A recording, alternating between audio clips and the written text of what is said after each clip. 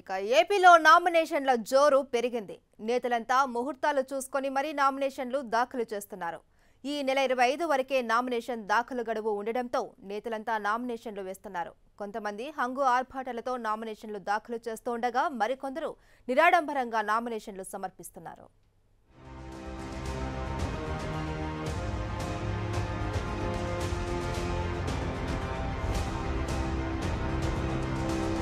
ఆంధ్రప్రదేశ్లో నామినేషన్ల పర్వం ఊపందుకుంది. గుంటూరు పశ్చిమ నియోజకవర్గం నుంచి టీడీపీ అభ్యర్థి మద్దాల గిరి తన అనుచరగణంతో అట్టహాసంగా నామినేషన్ వేశారు.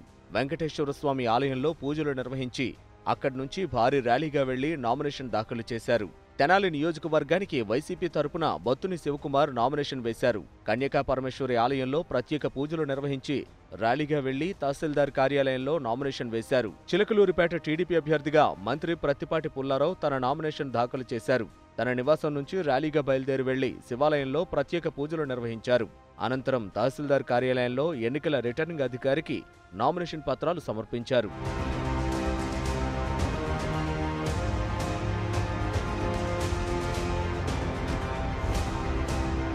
తూర్పుగోదావరి జిల్లా మండపేటలో జనసేన పార్టీ అభ్యర్థి వేగుళ్ల లీలాకృష్ణ తన నామినేషన్ వేశారు.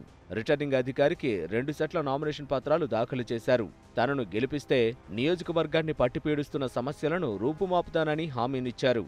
ప్రకాశం జిల్లా మార్కాపురం అసెంబ్లీ నియోజకవర్గ వైసీపీ అభ్యర్థిగా కుందూరు నాగార్జునారెడ్డి నామినేషన్ పత్రాలు సమర్పించారు. వేలాది మంది అభిమానులు, కార్యకర్తల మధ్య ఆర్డీఓ కార్యాలయానికి ర్యాలీగా వెళ్లారు. అనంతరం రిటర్నింగ్ అధికారికి నామినేషన్ పత్రాలు అందజేశారు. రాజమహేంద్రవరంలో వైసీపీ ఎంపీ అభ్యర్థి భరత్ నామినేషన్ దాఖలు చేశారు. సినీ నటుడు అలీ భరత్కు మద్దతుగా ర్యాలీలో పాల్గొన్నారు.